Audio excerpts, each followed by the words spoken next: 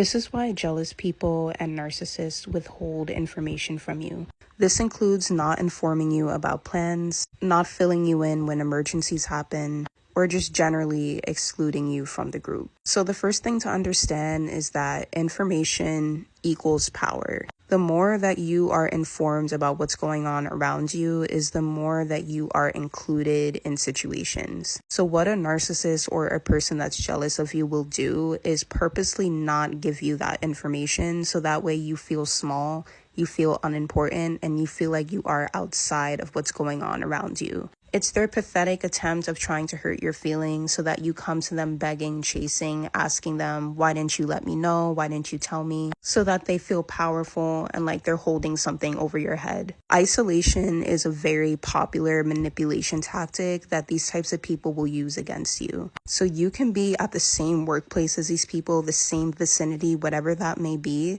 and literally not know anything that's going on around you. Almost like you're on a different planet. And they do this on purpose because including you, filling you in, letting you know what's going on around you would then force them to acknowledge your existence, which then would mean that you are important in some way, which they don't want you to feel.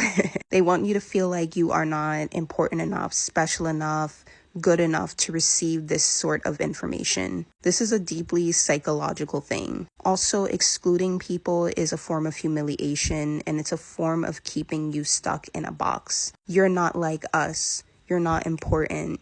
You're not enough to be a part of who we are. Those are the messages that they want to send to you subconsciously. So remember that if you are someone that is always excluded, you feel like you just always are on the outside of these people, they're probably very miserable and purposely want you to feel miserable as well. It is all projection because let's be honest, it's not that hard to pick up the phone and tell somebody something or invite someone somewhere if you actually want them to know, if you actually want them to be a part of your plans. And then they'll use the excuse, well, I don't have to tell everybody. I don't need to let everybody know about what's going on. But then they'll talk about it in front of you. So clearly they do want you to know what's going on. They just don't want you to feel a part of it.